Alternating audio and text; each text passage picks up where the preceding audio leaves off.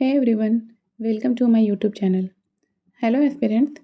आज हम NCERT series में ज्योग्राफी एनसीईआरटी के चैप्टर 8 पे हैं और ये हमारा लास्ट चैप्टर है 6th क्लास की एनसीईआरटी का, जो है भारत, जलवायु, वनस्पति तथा वन्य प्राणी। आप मौसम के बारे में प्रतिदिन समाचार पत्रों में पढ़ते हैं तथा टेलीविज़न पर देखते हैं अथवा दूसरों को इस संबंध में बातें करते हुए सुनते भी हैं। आप जानते हैं कि मौसम वायुमंडल में दिन प्रतिदिन होने वाला परिवर्तन है। तो मौसम क्या है? वायुमंडल में दिन प्रतिदिन होने वाला परिवर्तन। एक छोटी सी डेफिनेशन अगर देखी जाए तो यही होगी। इसमें तापमान, वर्षा तथा सूर्य का विकिरण इत्यादि शामिल है। उदाहरण के लिए मौसम कभी गर्म या कभी ठंडा होता है। कभी कभी आसमान में बादल छा जाते हैं तो कभी वर्षा होती है। आपने ध्यान दिया होगा कि जब बहुत दिनों तक मौसम गर्म रहता है तब आपको ऊनी वस्त्रों की आवश्यकता नहीं पड़ती है। आप खाने पीने के में ठंडे पदार्थों को पसंद करते हैं। इसके विपरीत ऐसे भी दिन होते हैं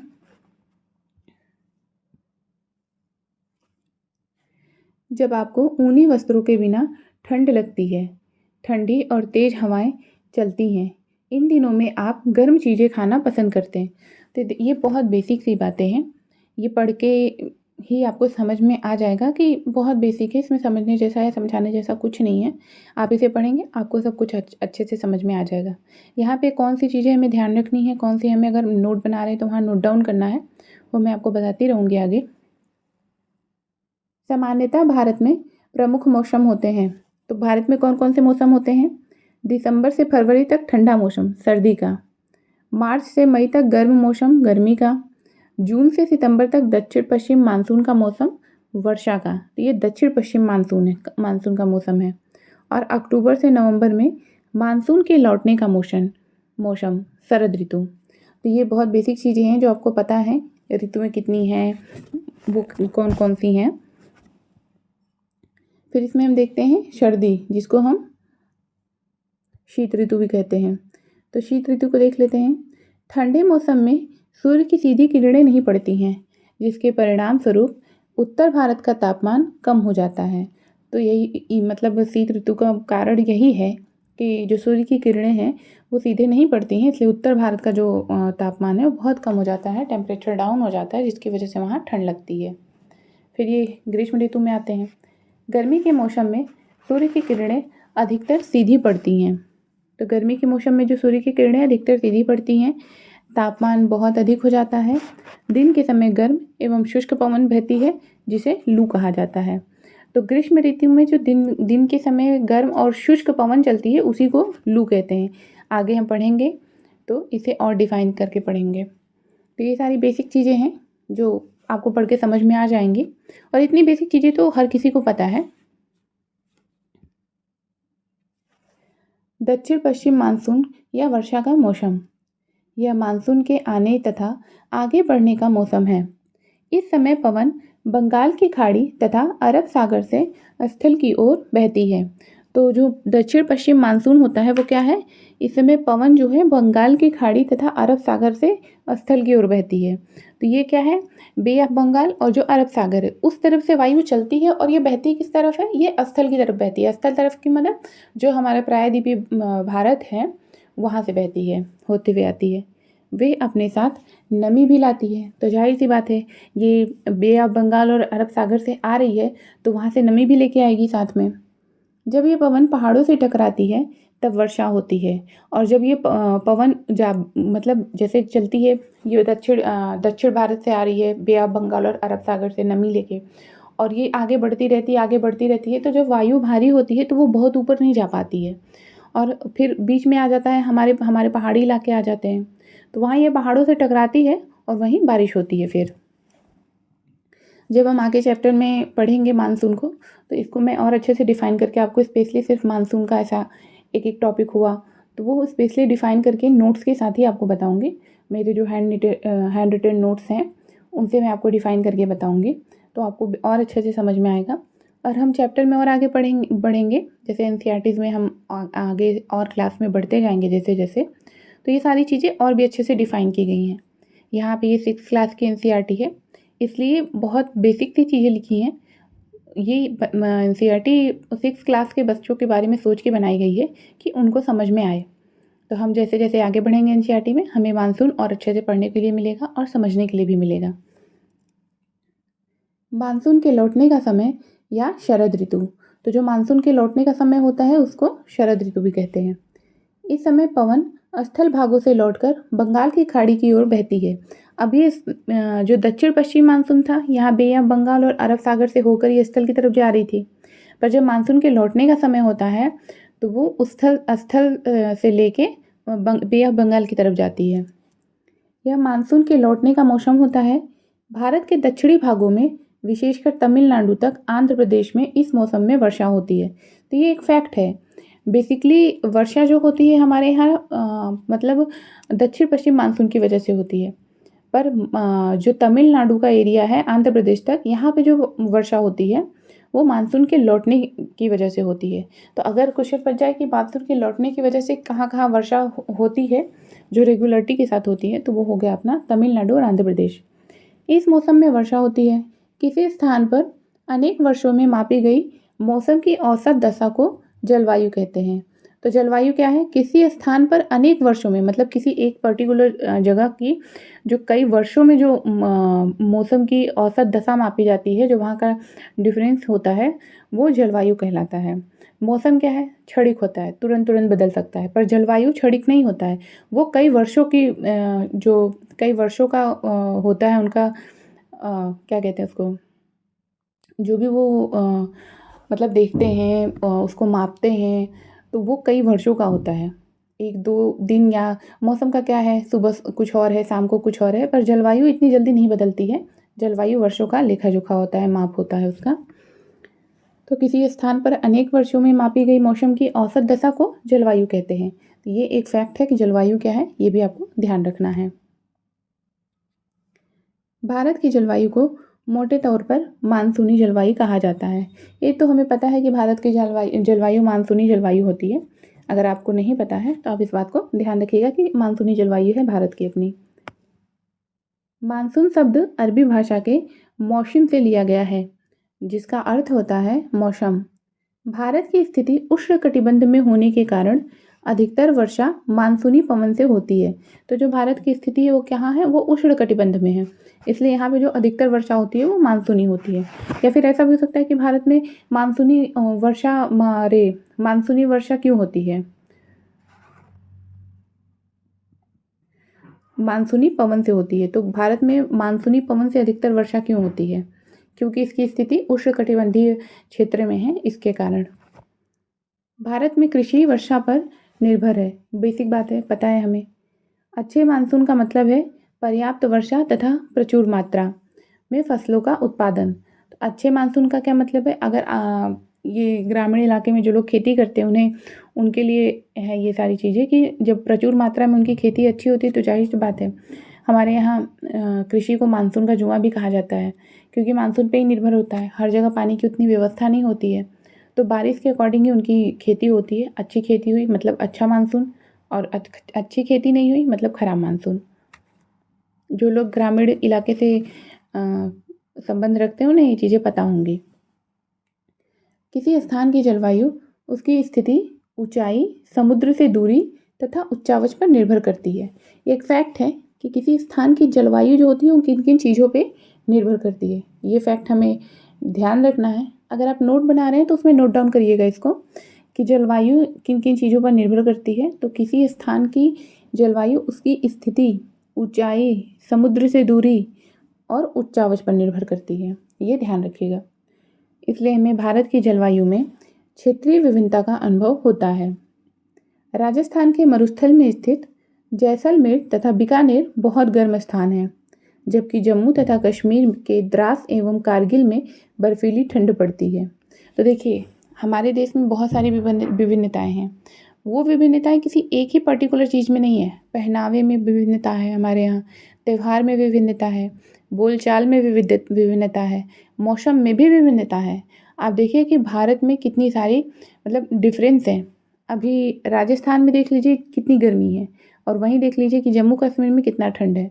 तो राजस्थान के मरुस्थल में स्थित जैसलमेर तथा बीकानेर बहुत गर्म स्थान है। तो भारत का सबसे गर्म स्थान जैसलमेर और बीकानेर। और जम्मू कश्मीर तथा कश्मीर के द्रास एवं कारगिल में बर्फीली ठंड पड़ती है। तो जम्मू कश्मीर का द्रास एवं कारगिल भारत का ठंडी जगह है, ये ध्यान रखिएगा। तटीय क्षेत्र जैसे मुंबई तथा कोलकाता की जलवायु मध्यम है। तो तटीय क्षेत्र जो होते हैं वहाँ की जलवायु ऑब्वियसली मध्यम होती है, जैसे अपना मुंबई हो गया, कोलकाता हो गया, तो यहाँ की जलवायु मध्यम होती है। ना बहुत अधिक ठंड होती है यहाँ, ना बहुत अधिक गर्मी होती है। वे ना ही अधिक गर्म और ना ही अधिक ठंडे हैं। समुद्र तट पर होने के कारण ये स्थान बहुत अधिक आर्द्र हैं। विश्व में सबसे अधिक वर्षा मेघालय में स्थित मौसिनराम में होती है। ये एक फैक्ट है, आपको नोट डाउन करना है इसको, कि विश्व में सबसे अधिक वर्षा कहाँ होती है। ये विश्व की बात हो रही है, भारत की नहीं। विश्व में सबसे अधिक वर्षा मेघालय के मौसिनराम में होती है, जबकि किसी किसी वर्ष राजस्थान के जैसलमेर में वर्षा होती ही नहीं है। यहाँ भी विभिन्नता कि मेघालय का जो मौसिनराम है वहाँ विश्व की सबसे अधिक वर्षा होती है, और वहीं दूसरी तरफ अगर हम देखते हैं तो राजस्थान के जैसलमेर में तो कभी कभी वर्षा होती ही नहीं है। तो ये भी एक बहुत मेजर डिफरेंस है। फिर प्राकृतिक वनस्पति, हम अपने चारों तरफ विभिन्न प्रकार का पादप जीवन देखते हैं। हरे घास वाले मैदान में खेलना कितना अच्छा लगता है। कुछ पौधे छोटे होते हैं जिन्हें झाड़ी कहा जाता है। अब यहाँ पे झाड़ी क्या है, बेसिकली हम बोलते हैं झाड़ी वगैरह, पर हमें एक्चुअली उसका फैक्ट पता नहीं क्यों, डेफिनेशन क्या है, हम झाड़ी उसको क्यों बोलते हैं। यहाँ पे देखिए कितना अच्छा डेफिनेशन दिया है कि कुछ पौधे छोटे होते हैं जिन्हें झाड़ी कहते हैं। तो जो छोटे पौधे होते हैं उन्हें झाड़ी कहा जाता है, जैसे कैक्टस हो गया तथा फूलों वाले पौधे इत्यादि। तो जो फूल के पौधे होते हैं वो बेसिकली बहुत से फूल के पौधे जो होते हैं वो छोटे ही होते हैं, तो उन्हें झाड़ी कहा जाता है। इसके अतिरिक्त बहुत से लंबे वृक्ष होते हैं, उनमें से कुछ में बहुत शाखाएं तथा पत्तियां होती हैं, जैसे नीम, आम। तो कुछ वृक्ष ऐसे होते हैं जिनमें पत्तियों की मात्रा बहुत कम होती है, जैसे नारियल, घास, झाड़ियाँ। नारियल, तो नारियल के पेड़ में जो है पत्तियां बहुत कम होती हैं। आपने देखा होगा कि नारियल का पेड़ बिल्कुल सीधा लंबा होता है और ऊपर चल के उसकी 3-4 ऐसे पत्तियों के निकले रहते हैं शाखाएं। तो नारियल के पेड़ में पत्तियां कम होती हैं। घास, झाड़ियाँ तथा पौधे जो बिना मनुष्य की सहायता से उपजते हैं उन्हें प्राकृतिक वनस्पति कहा जाता है। यहाँ प्राकृतिक वनस्पति की डेफिनेशन दी जा रही है, जो बिना किसी मनुष्य के हस्तक्षेप के उगे स्वयं से, वो प्राकृतिक होते हैं। घास, झाड़ियाँ तथा पौधे जो बिना मनुष्य की सहायता के उपजते हैं उन्हें प्राकृतिक वनस्पति कहा जाता है। ये आप ध्यान रखिएगा। क्या आप कभी ये नहीं सोचते कि ये एक दूसरे से किस प्रकार भिन्न है? अलग अलग जलवायु में अलग अलग प्रकार की वनस्पतियाँ पाई जाती हैं। इनमें वर्षा की मात्रा सबसे महत्वपूर्ण होती है। तो जो वनस्पति अलग अलग पाई जाती है उसके कुछ रीजंस होते हैं, जैसे कि वहाँ की भूमि कैसी है, वहाँ पे वर्षा कैसी है, वहाँ की मिट्टी कैसी है, वहाँ की जलवायु कैसी है, इन सारी चीज़ों पे निर्भर होती है। जलवायु की विभिन्नता के कारण भारत में अलग अलग तरह की वनस्पतियाँ पाई जाती हैं। तो भारत में जो वनस्पतियाँ पाई जाती हैं अलग अलग तरह की, उसके कई रीज़न है, मैंने बताया, उसमें एक जलवायु भी है।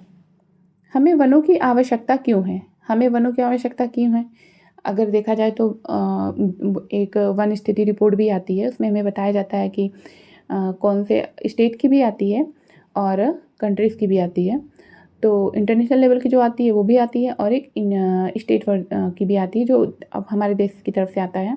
उसमें भी बताया जाता है कि कौन से राज्य में वन आच्छादित क्षेत्र कितना है, ये सारी चीज़ें। ये क्यों होता है? क्योंकि इससे पता चलता है कि कहाँ पे कितना वन है, कहाँ कितना क्षेत्र है, और धीरे धीरे जो वनों की कटाई हो रही है वो कितना नुकसानदायक हो सकता है, ये आपको यहीं से पता चलेगा कि वन हमारे लिए क्यों ज़रूरी है। वन हमारे लिए बहुत ही लाभदायक है। ये विभिन्न कार्य करते हैं। पेड़ पौधे ऑक्सीजन छोड़ते हैं जिसे हम सांस के रूप में लेते हैं, तथा कार्बन डाइऑक्साइड को ग्रहण करते हैं। तो पेड़ पौधे जो होते हैं वो ऑक्सीजन हमें देते हैं, और हमसे जो कार्बन डाइऑक्साइड रिलीज होती है उसे वो एब्जॉर्ब कर लेते हैं, उसे वो यूज़ कर लेते हैं। तो इससे जो है कि एक तालमेल बना रहता है, जो जीवन को सुचारू रूप से चलाने के लिए बहुत ही ज़रूरी है। आप सभी को पता होगा ऑक्सीजन हमारे लिए कितना ज़्यादा ज़रूरी है। पेड़ पौधों की जड़ें मिट्टी को बांध कर रखती हैं तथा इस प्रकार वे मिट्टी के अपरदन को रोकती हैं। अब ये जो पेड़ पौधे की जड़ें होती हैं, जैसे ये पेड़ की जड़ें यहाँ नीचे ऐसे फैली होंगी जो मिट्टी के अंदर होंगी, वो हमें दिख नहीं रही हैं। अब ये जो जड़ें होती हैं ये मिट्टी को बांध के रखती हैं। तो जैसे बहुत अधिक वर्षा होगी तो ये मिट्टी यहाँ से बह के जा नहीं पाएगी ज़्यादा, तो ये मिट्टियों को बांध के अपने पास रखते हैं। पर अगर आप यहाँ से पेड़ को काट देते हैं और उनकी जड़ों को हटा देते हैं तो यहाँ पे कुछ रह नहीं जाएगा मिट्टी को पकड़ने के लिए। फिर जब वर्षा होगी तो ये मिट्टी यहाँ से बह जाएगी, फिर यहाँ की भूमि खराब हो सकती है। तो ये भी एक रीज़न है कि पेड़ पौधे जो होते हैं वो मिट्टियों को बांध के रखते हैं और उनके अपरदन को रोकते हैं।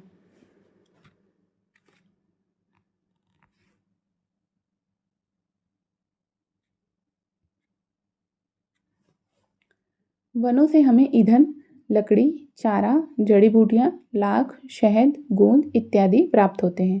वनों से हमें एक ये भी फ़ायदा है, वन वन्य जीवों के प्राकृतिक निवास हैं। पेड़ों की अंधाधुंध कटाई के कारण भारी मात्रा में प्राकृतिक वनस्पतियाँ समाप्त हो गई हैं। हमें अधिक पौधे लगाने चाहिए, जो पेड़ बचे हैं उनकी रक्षा करनी चाहिए एवं लोगों को पेड़ों के महत्व के बारे में बताना चाहिए। हम लोग कुछ खास आयोजन जैसे वन महोत्सव मनाकर अधिक से अधिक लोगों को इस प्रयास में शामिल कर सकते हैं तथा पृथ्वी को हरा भरा रख सकते हैं। तो पेड़ की जो कटाई हो रही है, जो वृक्ष को हटाया जा रहा है, ये वजह ये बताया जा रहा है कि हम ऐसा करके लोगों को जागरूक कर सकते हैं कि वन हमारे लिए कितना ज़रूरी है, उन्हें काटना नहीं है। लीला के माता पिता ने उसके जन्मदिन पर नीम के एक पौधे को रोपा। प्रत्येक जन्मदिन पर उन्होंने अलग अलग पौधों को रोपा था। इनको हमेशा पानी से सींचा जाता था तथा अत्यधिक गर्मी, सर्दी एवं जानवरों से बचाया जाता था। बच्चे भी ये ध्यान रखते थे कि कोई उन्हें नुकसान न पहुंचा पाए। जब लीला 20 वर्ष की हुई तब 21 सुंदर वृक्ष उसके घर के चारों ओर खड़े थे। चिड़ियों ने उन पर अपना घोंसला बना लिया था। फूल खिलते थे, तितलियां उनके चारों ओर मंडराती थी। बच्चों ने उनके फलों का आनंद लिया था, उनकी शाखाओं पर झूले तथा उनकी छाया में खेले। तो एक बहुत छोटी सी शॉर्ट सी स्टोरी है, पर इससे आपको बहुत सारी चीज़ें समझ में आएंगी जब आप इसको पढ़ेंगे कि वृक्ष लगाने से हमें कितने सारे फ़ायदे होते हैं।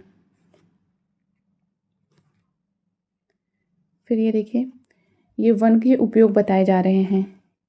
वन से यहाँ पे हमें बताया जा रहा है ऑक्सीजन प्राप्त होता है, शहद प्राप्त होता है, फल प्राप्त होते हैं हमें, फिर गोंद और लाह प्राप्त होता है। इसके बाद जो जंगली जानवर होते हैं उनके निवास का स्थान भी होता है ये। हमें लकड़ियाँ मिलती हैं यहाँ से, रबड़ प्राप्त होता है, रबड़ भी हमको वृक्ष से ही प्राप्त होता है। इसके बाद इधर देखते हैं, इससे हमें लकड़ी प्राप्त होती है जिससे ये सारी चीज़ें बनाई जा सकती हैं। घर के निर्माण में बहुत काम करता है लकड़ी। घर का फर्नीचर कराना हो, टेबल, कुर्सी, बेड, बल्ला, हॉकी, लकड़ी, कुल्हाड़ी, हर एक चीज़ के लिए उपयोगी है। फिर पशुओं के लिए हमें चारा यहीं से मिलता है, आश्रय मिलता है हमें। वैसे देखा जाए तो लकड़ी से घर भी बनाए जाते हैं और पेड़ के नीचे भी आश्रय लेते हैं बहुत से लोग। इसके बाद दवाइयाँ भी मिलती हैं, औषधि मिलती है बहुत से वृक्ष से हमें। तो ये कितने सारे फ़ायदे हैं जो वृक्ष से हमको प्राप्त होते हैं, वन से प्राप्त होते हैं। तो इससे आपको समझ में आएगा और ये हमारी रोज़मर्रा की जो जीवन है उसके लिए बहुत इम्पॉर्टेंट है ये सारी चीज़ें, स्पेशली ऑक्सीजन बहुत ज़्यादा इम्पॉर्टेंट है। इससे आपको समझना चाहिए कि वन जो है हमारे लिए क्यों बहुत ज़्यादा महत्वपूर्ण है। वन्य प्राणी, वन विभिन्न प्रकार के वन्य जीवों का निवास होता है। वनों में जंतुओं की हजारों प्रजातियां तथा बड़ी संख्या में विभिन्न प्रकार के सरीसृपों, उभयचरों, पक्षियों, स्तनधारियों, कीटों तथा कृमियों का निवास होता है। तो जो वन होता है वहाँ पे बहुत सारे जीव जंतु रहते हैं, उनकी कई प्रजातियाँ होती हैं, हजारों प्रजातियाँ होती हैं, जो कुछ बड़ी संख्या में होते हैं, कुछ छोटी संख्या में होते हैं, जो वहाँ पे निवास करते हैं वन में। बाघ हमारा राष्ट्रीय पशु है, बेसिक सी बात है, सभी को पता है और पता होना भी चाहिए। इतनी बेसिक बात अगर नहीं पता है तो फिर आपको अपने ऊपर बहुत ज़्यादा काम करने की ज़रूरत है। तो ऐसी छोटी छोटी बेसिक बातें हमें पता होनी चाहिए। यह देश के विभिन्न भागों में पाया जाता है। गुजरात के गिर वन में एशियाई शेरों का निवास है। एक फैक्ट बन सकता है हमारे लिए, इसलिए ध्यान रखिएगा कि गुजरात के गिर वन में एशियाई शेर पाए जाते हैं। हाथी तथा एक सींग वाले गैंडे असम के जंगलों में घूमते हैं। तो यहाँ से एक दूसरा फैक्ट कि एक सींग वाला गेंडा और हाथी असम के जंगल में पाए जाते हैं। जोड़ी बनाने का भी सवाल यहाँ बन सकता है, इसलिए इन सारी चीज़ों को तो आप ध्यान रखिएगा। हाथी केरल एवं कर्नाटक में भी मिलते हैं, तो ऐसा नहीं कि हाथी सिर्फ असम के जंगल में मिलते हैं, हाथी केरल और कर्नाटक में भी मिलते हैं। इस बात का भी ध्यान रखिएगा कि हाथी कहाँ कहाँ पाए जाते हैं। ऊँट भारत के रेगिस्तान तथा जंगली गधा कच्छ के रण में पाए जाते हैं। तो ऊँट भारत के रेगिस्तान में पाया जाता है, ये बेसिक चीज़ें पता है हमें, पर ये ध्यान रखिएगा कि जो गधा है, जंगली गधा, वो कच्छ के रण में पाया जाता है। जंगली बकरी, हिम तेंदुआ, भालू इत्यादि हिमालय के क्षेत्र में पाए जाते हैं। हिम तेंदुआ नाम से ही पता चल रहा है, हिम तेंदुआ मतलब ये ठंडी जगह पे ही होगा, तो हिमालय से इसको हम जोड़ सकते हैं। बकरी ध्यान रखना है हमको, भालू वैसे ये बहुत इंपॉर्टेंट नहीं है, बट हाँ ये हिम तेंदुआ का आप ध्यान रखिएगा। हिमालय ऐसे जोड़ सकते हैं आप। इनके अतिरिक्त बहुत से दूसरे जानवर जैसे बंदर, सियार, भेड़िया, नीलगाय, चीतल इत्यादि भी हमारे देश में पाए जाते हैं। भारत में पक्षियों की भी ऐसी ही प्रचुरता है। मोर हमारा राष्ट्रीय पक्षी है, बेसिक सी बातें हैं, आई होप कि आप सभी को पता होंगी। भारत में पक्षी तोता, मैना, कबूतर, बुलबुल तथा बत्तख इत्यादि हैं। अन्य बहुत सारे राष्ट्रीय पक्षी उद्यान हैं जो पक्षियों को उनका प्राकृतिक निवास प्रदान करते हैं। उद्यान शिकारियों से पक्षियों की रक्षा करते हैं। क्या आप अपने क्षेत्र में पाए जाने वाले 5 पक्षियों के नाम बता सकते हैं? बहुत कॉमन सी चीज़ें हैं, ये छोटे बच्चों से पूछा गया है, इसका हमारे लिए कोई यूज़ नहीं है। उद्यान शिकारियों से पक्षियों की रक्षा करते हैं। भारत में सांपों की सैकड़ों प्रजातियां पाई जाती हैं, उनमें कोबरा एवं करैत प्रमुख हैं। तो जो सांप हैं उनकी भी सैकड़ों प्रजातियां, अब किसी एक स्पेसिफिक प्रजाति पे हम आते हैं तो उसमें भी कितनी सारी प्रजातियां उनकी होती हैं। अब हम सांप को ही ले लें, इनकी भी कई प्रजातियां पाई जाती हैं, जिसमें कोबरा और करैत बहुत प्रमुख है, मतलब कि ये बहुत ज़्यादा जहरीले होते हैं। वनों के कटने तथा जानवरों के शिकार के कारण भारत में पाए जाने वाले वन्य जीवों की प्रजातियां तेजी से घट रही हैं। बहुत सी प्रजातियां तो समाप्त भी हो चुकी हैं। उनको बचाने के लिए बहुत से नेशनल पार्क, पशु विहार तथा जीवमंडल आरक्षित क्षेत्र स्थापित किए गए हैं। सरकार ने हाथियों तथा बाघों को बचाने के लिए बाघ परियोजना एवं हस्ती परियोजना जैसी परियोजनाओं को शुरू किया है। क्या आप भारत में कुछ पशु विहारों के नाम तथा मानचित्र पर उनकी स्थिति बता सकते हैं? छोटे बच्चों से वैसे सवाल तो किया गया है, पर आप भी मैप में ज़रूर ढूंढिएगा कि जो हमारे यहाँ पशु विहार हैं, नेशनल पार्क्स वगैरह हैं, वो कहाँ पे हैं मैप में, उनकी स्थिति क्या है, कौन से राज्य में कौन से हैं, थोड़ा जानकारी इस सारी चीज़ों को रखिएगा। स्पेशली यूपी पीसीएस के प्रॉस्पेक्टस से देखा जाए तो इम्पॉर्टेंट है।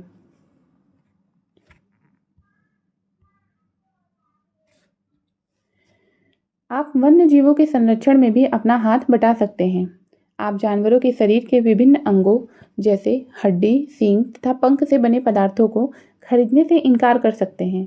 जो जानवरों से संबंधित चीज़ें बाज़ार में बिकती हैं, कभी हम देखते हैं मोर पंख बिक रहा है, कभी हाथी के दाँत हैं, कभी किसी जानवर की खाल बेची जाती है उतार के।